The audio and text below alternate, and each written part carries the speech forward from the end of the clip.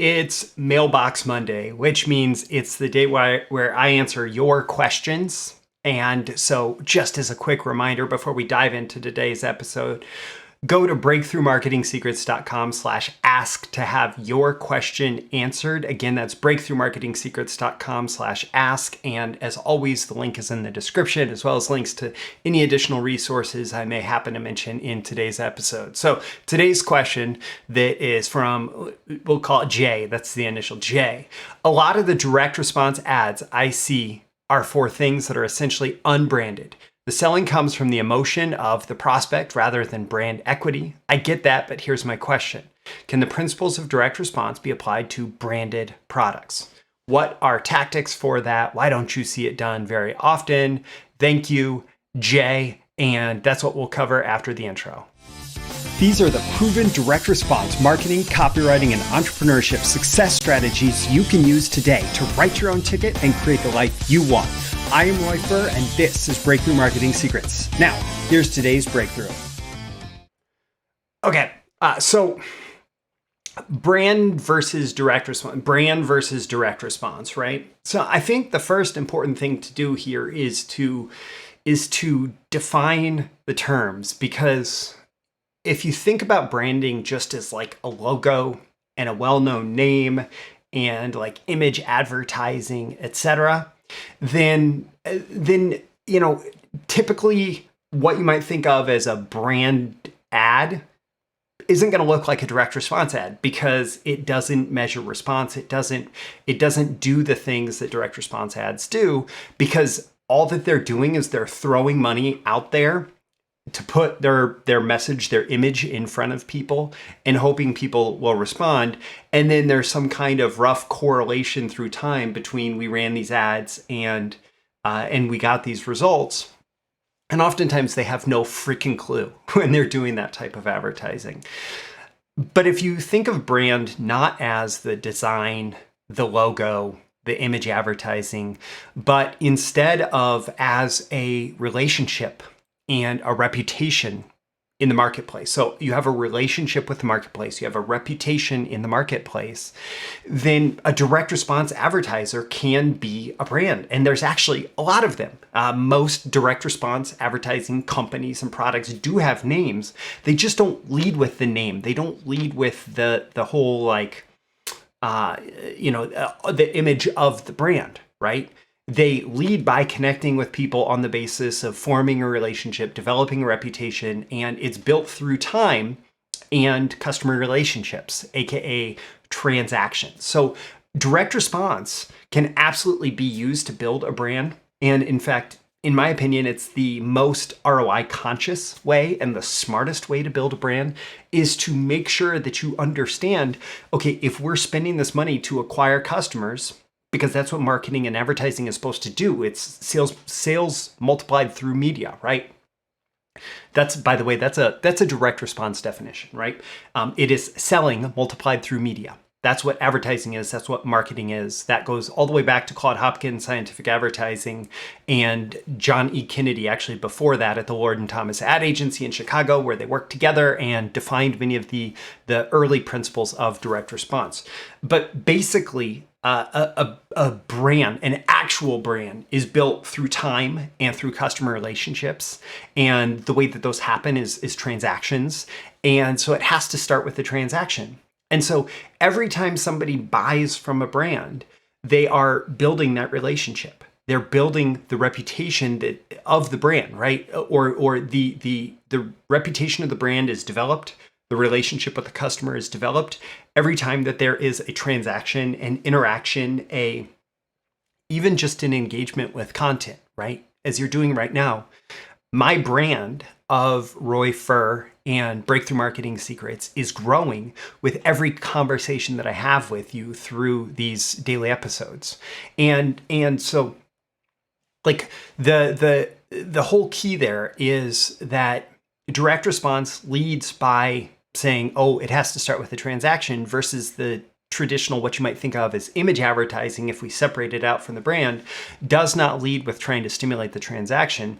That said, a lot of companies that do image advertising today have done a lot of direct response-ish advertising, if not full-on direct response in the past.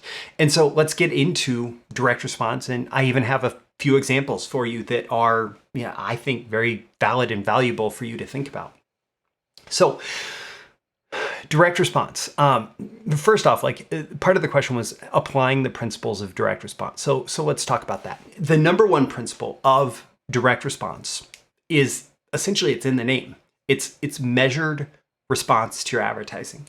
So as soon as you are measuring the response to your advertising, as soon as you have a mechanism in place to measure the response to your advertising, then what you're doing becomes direct response, right? And then the tactics, the tactical and the techniques of implementation may vary a lot, and they may look very different in one space versus another. For example, financial newsletters versus, let's say, a wristwatch, right? The way that those are presented from a direct response perspective may vary dramatically. And yet both can do direct response by basically measuring, when we put this out there, does it work? How well does it work? Can we try it against something else? Which one works better? And then we learn from every test that we do in the marketplace. And then what that relies on is that you do have to have an offer. And oftentimes it is one clear offer. That's what works best in direct response. We try to sell one thing. The more you try and sell more things, the less likely you are to sell any of them. And so one thing that is learned very quickly in direct response is each ad needs to be like a sale unto itself. It needs a single offer. Now, you can get into things like catalogs, which do measure response, etc. And a catalog, if you think of it as, oh, this is trying to sell a lot of things, or this is a series of ads, that's going to make a difference. But basically, a direct response ad needs a single offer, and it needs to have a clear call to action that is tied to that measured response. And then what you start to learn is things like story matters. So, for example, my Ultimate Selling Storybook or the Story Selling Masterclass that I offer through BTMS Insiders, like the stories that you tell about the product, the offer, the creation of the product, the origin story, the person behind it, etc. All of those things can start to influence sales because humans are persuaded by story. Humans are moved by story. Communication happens at its deepest levels through story. And so the more effectively you tell a story in an ad, and there's a lot of brands that tell stories really well, but the more effectively you tell a story in an ad, the better it will do often. And then you have to do something to hook attention. So in a branded ad, it may look different versus, so for example, an ad from a big company that is well recognized may have a very their hook may be very tied to the relationship and reputation that they have with the marketplace. And so the hook may be, we're doing this new thing. So for example, Elon Musk has his own brand at this point, right? And so Elon Musk's latest secret project is it's a hook in itself, right? Other direct response companies that aren't as well known in the marketplace may need some other type of hook. And so it's going to vary a lot. But again, measured response with an offer, often a story about the product and something to hook attention, those are techniques and tactics of direct response that may look very different depending on the offer type, the market type, etc., right? And then one more critically important aspect of direct response that brands are getting into more and more these days, especially with the internet, is lead generation and list building. So building an audience of people with whom you have a permission, an established relationship and permission to reach out to them, whether that's through direct mail or through email or through some other channel.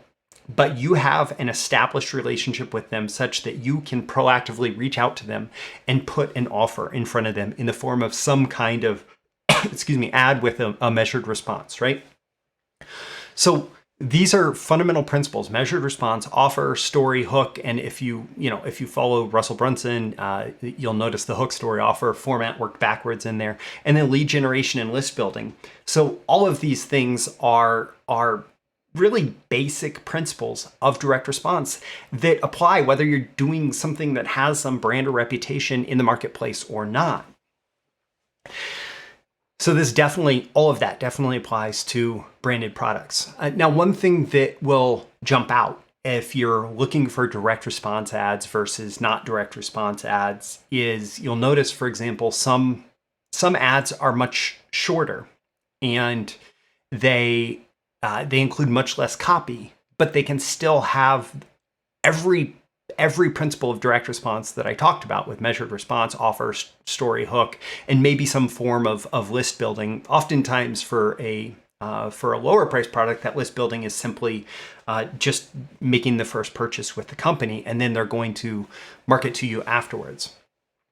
So what's the difference there between long copy direct response versus short copy direct response? Well, typically a less complex product has less copy needed. So what you'll notice is that if the value proposition is simpler, so something I often use for this, like toilet paper, right? Most of us know what toilet paper is. The value proposition of toilet paper is fairly simple. And while there is some variation between products, it's well established knowing what it's supposed to do and what the benefits of it are. And so there may be short copy to differentiate your toilet paper from the competition's, right? It's softer, it's stronger, whatever. But you don't need a lot of copy for that. And you can still have a direct response, call to action. You can have an offer. It's a certain number of rolls or a certain number of sheets for this much, and go here to get it, right? Although oftentimes that's not done really as a direct response unless there's a coupon in the ad that they can measure. So, save $1 off a 24 pack of this toilet paper. That coupon is a direct response ad, right? And because the value proposition is so simple, they don't really need a whole lot of copy to sell it. They just give the person the coupon and they go to the store and they know this offer works better than that, or this sales angle for stronger toilet paper works better than softer toilet paper, or the other way around, or whatever.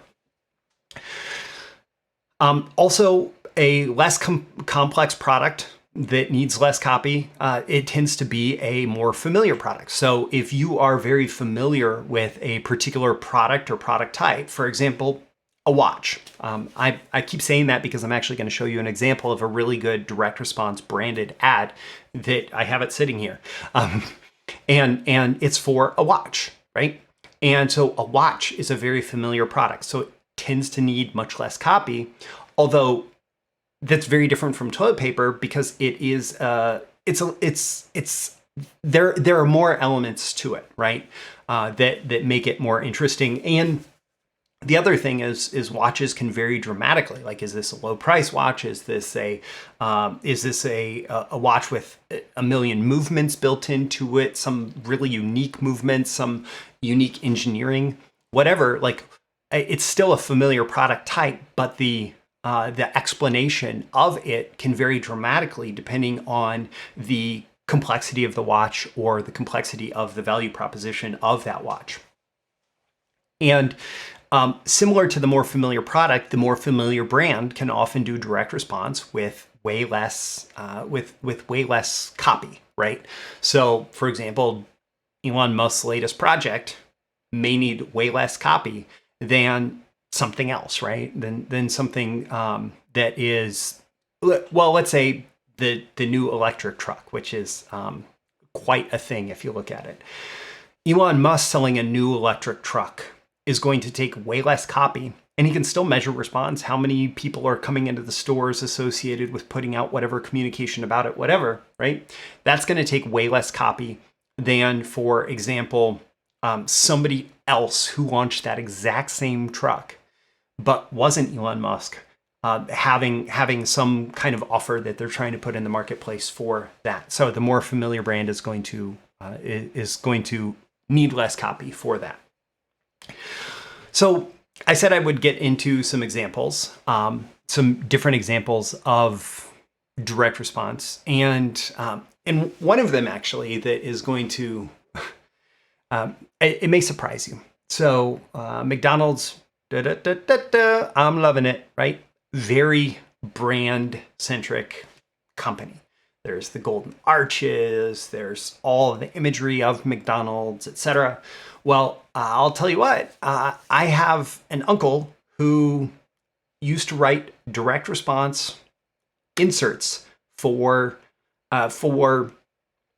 McDonald's, and it was inserts that got put into the local paper that had typically a main offer, a main feature on the top of the page, and on the bottom of the page there was something like 4 coupons for different meals that you could get, or different different menu items that you could get, and each of those coupons was tracked, and he knew, oh, here was one that was incredibly successful versus other ones, right?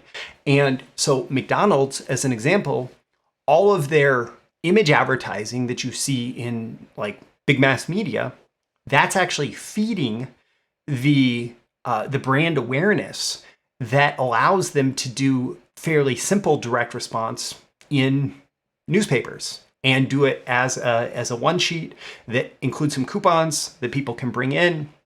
And so it's direct response, and it's driven by the branding ads that are put out into the marketplace. And by the way, this is becoming more and more common on the internet, that more and more direct response people are finding ways to like do branding and to establish a brand for themselves or for their product or their business, etc. And so there becomes this direct response people are doing more branding. But the other thing is, the internet has made everything tracked and trackable. And so if everything is being tracked, and people who are tracking things and paying attention to tracking are dictating the prices of, for example, clicks through Facebook or Google or whatever, right, through various media channels, then the people who want to just be brand and image advertisers have to pay attention to how things are tracked and what response they're getting in order to compete in those marketplaces. And so it's a back and forth where brand advertisers are doing more direct response type stuff, or conversion marketing, or whatever they want to call it, so they don't have to lump themselves in with these entrepreneurial direct marketers. And direct marketers are doing more branding stuff because it makes it actually more affordable as they have a more familiar product and a more familiar brand to get response, and they build more of an audience that way. So the watch that I mentioned, actually, and if you read many magazines in the US, you'll probably recognize these ads because they're formatted, they tend to be formatted in almost the same way. And they're Stour. You can see the brand down here. So Stour has a reputation. I ripped these out of a Smithsonian magazine. This one is another Stour. As you can see, it has the brand down in the corner. And so like the watch ad, the hook for this is Secrets of a Billionaire Revealed. And the hook is also the image. Like if you visually like this watch, okay, I'm going to pay attention to that.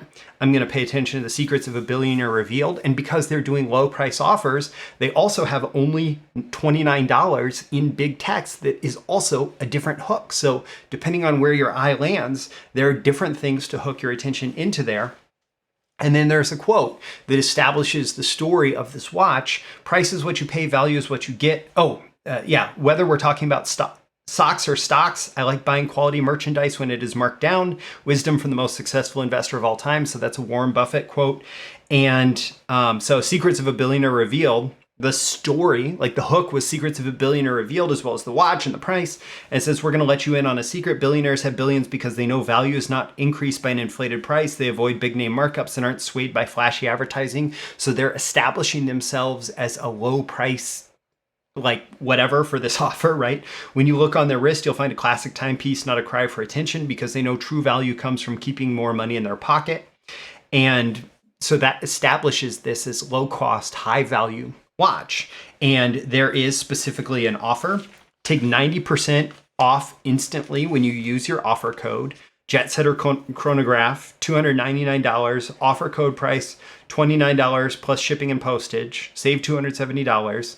And it says you must use the offer code to get our special price. And it has the phone number and it has an offer code, which it's a JCW381-01. And so when you go to their website or you go to or you call this number. Actually, I don't see. Well, there is their website on here, but when you go to get this watch, when you go to buy this watch, you're going to be asked to enter that offer code or to share that offer code in order to get this pricing. And when you do that, they're tracking the response to this ad. And Stour does this, and so the insert is going to be that code that they have is going to be different for every product, for every media placement, and when they do that, it's a very like. They are branded. Stour is branded as the brand Stour, right? But at the same time, they're doing these direct response things. And so the woman's necklace and earrings here, sacred stone on the Southwest, is on the brink of extinction. So we have some scarcity there, which is very much a direct response tactic, right? So they're talking about this stone that's rare, and they're talking about all these cultures throughout history that talked about the rarest and most valuable turquoise is found in the American Southwest, but the future of the blue beauty is unclear. So they're saying like, oh, there's less available now, but we have it in this, and they even have an offer stack here. They have the pendant is $299, but it's just $99. The woven sterling silver chain is $149. The earrings are $299, but they're $99. But if you buy them all together, it's $249, which is, I guess, about $100 savings. So they have an offer stack to get the complete one, and again, they have an offer code here. So it's all these aspects of direct response are going into these Stour ads, and they're worth paying attention to. So they have hooks, they have stories, they have offers, they're doing measure response, they're doing list building with these low price offers. I am sure, I have yet to buy a Stour product, so I'm not quite sure. But if I had to venture a wild guess, my guess is as soon as you sign up and you get this delivered, you're getting direct mail, you're getting email, they're doing limited time sales, they're doing offers like that are all designed to drive response in a direct response way. And yet they present themselves visually somewhat closer to a brand, to image advertising. A couple other examples, ClickFunnels, for example. Russell Brunson, he is creating. I mentioned him before. He's creating, and I'm going back through his book, so that's part of the reason I mentioned him a couple times. He's creating all of these different products and offers, and he's always putting offers out in the marketplace, etc. He's selling with direct response. He's very much a direct response person, and yet it's all serving the ClickFunnels brand, and it's all adding to the ClickFunnels brand, everything that he does. Amazon has, because they started online as a retailer online, they became focused very early on measured response, and they measured everything, and they took they built the Amazon brand, right? And so, for example, you show up, like an Amazon package shows up on your porch, and there's the Amazon logo and everything that becomes familiar, and they have the Amazon trucks, and it's all branded advertising, right? But at the same time, they are constantly looking at your behavior on Amazon, which is funny. So this weekend, I was talking to my son about new shoes and different shoes that are like in style now. And just as a joke, I looked up clown shoes on Amazon, and I said, here's the latest shoes that I see being in style, and I'm looking forward to getting them for my next pair of shoes. And I showed them to him. And now today I arrive at Amazon in the app, and clown shoes are one of the first things it shows me. And I have a feeling within a day or two, I'm going to have an email in my inbox saying, hey, you should get those clown shoes you ordered. And Amazon measures all of that, and it's all direct response. But because the offer is fairly simple, like the value proposition is fairly simple, the product itself is fairly simple.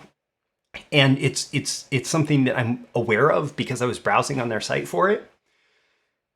They can just put that image in front of me and measure the clicks, and they know these different things, are going to get more clicks or less clicks, and they build algorithms to actually get people to get the emails that are most likely to get them to buy. Sorry, Amazon, I'm never going to buy clown shoes, but so I mean, going back to the question in the beginning, and this has become a rather long episode. A lot of the direct response ads I see are for things that are essentially unbranded. The selling comes from the emotion of the prospect rather than brand equity. So the reason that you see that is because these tend to be entrepreneurial companies that have less of a relationship and reputation with the markets that they're going after. And so they have to lead with what's relevant to the prospect, not what's relevant to their ego as I'm creating a brand. And so I get that, but here's my question. Can the principles of direct response be applied to branded products? Absolutely, based on what we've just talked about. What are the tactics for that? Why don't you see it done very often? And so addressing the final part of that, why don't you see it done fairly often? It's often, like, my response to that is because it tends to be invisible until you look for it. So for example, now you're going to see the coupon ads from fast food restaurants and in mailers and etc. Right? You're going to see those and you're going to say, oh, they're doing direct response. I see their brand ads on TV. I see their image ads on TV, but this is direct response and this is driving people into their locations. Or you're going to see a Stour ad and yeah, there's not a coupon to cut out, but there's an offer code and you can go enter that offer code, etc. Or, wherever you look, you're going to see there's a brand, there's some direct response, there's a little bit of back and forth. I click a Google ad for a brand and it's tracked without me even having to think about it or enter an offer code or whatever. And so I think that the main reason that you don't see it done very often is because, you haven't quite known what to look for. Because it is done and it works and lots of great marketers are doing it. So here's where we get to the end, where I offer you some additional resources. For one, I'm just going to remind you, breakthroughmarketingsecrets.com/ask, links in the description. That gets you to where you can ask a question to have it answered by me on an upcoming episode. Also, I mentioned Scientific Advertising by Claude Hopkins, which really lays the foundation. And Claude Hopkins did a lot of brand building through the earliest direct response ads that became like mainstream advertising today. And if you go to freescientificadvertising.com, I actually recorded an audiobook of Claude Hopkins Scientific Advertising, and you can just enter your email address. You can download that plus a PDF copy of the book so that you have that and you can listen to it as many times as you want. And you can start to think about all the different ways that those fundamental principles are applied in modern direct response. Also, I'll include a link to my book, The Ultimate Selling Story, as well as the Story Selling Masterclass, which is part of my BTMS Insiders training library. And if you want to go deep into story selling, I recommend that you go deep there, right? Like that's where you go. And so those links are there. The BTMS Insiders, where you actually access Story Selling Masterclass, it's like Netflix for copywriting and marketing training. So you pay one low monthly fee. You get unlimited access to all of my training, unlimited streaming access to that. And yeah, so you just log in and it's all there and you could watch as much or as little as you want. You get a binge, whatever. And Story Selling Masterclass is included there instead of sold separately for hundreds or even thousands of dollars.